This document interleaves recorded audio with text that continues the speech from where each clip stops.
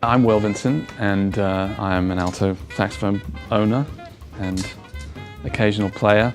I'm Garren, also a saxophone player. I'm Woodwinds' project specialist, working in the research and development department back at the factory.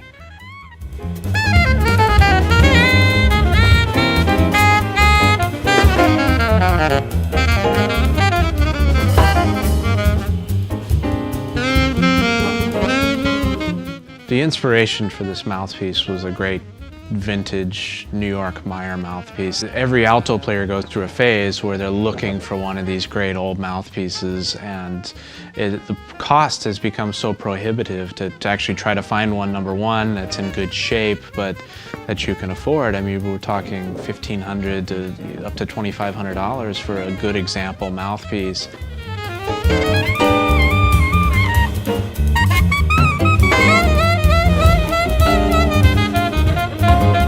That model really became a starting point for us with this mouthpiece. We wanted to find really great examples of the original vintage mouthpieces and use that as a baseline for a more contemporary version of the product. I think the most important thing about those vintage mouthpieces was the sound.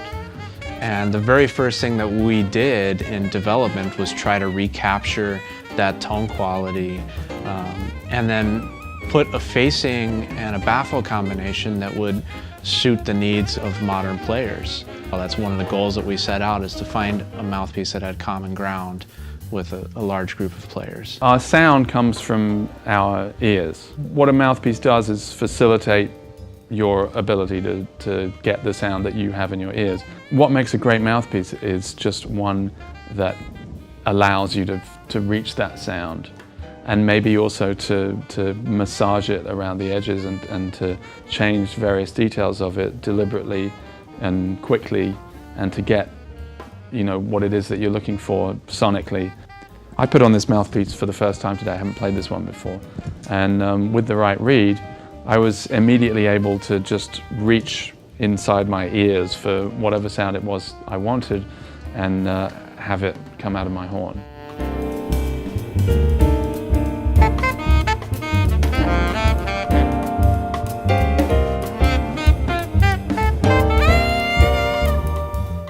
I think most of the modern mass-produced mouthpieces miss a certain level of playability because they don't have that attention to detail.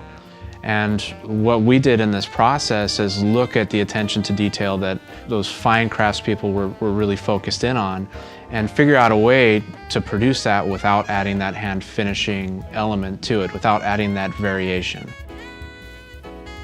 As an educator, I personally, up until now, had struggled to find mouthpieces for my students that I didn't need to take to somebody to have them refaced or have them worked on, and that's a big element.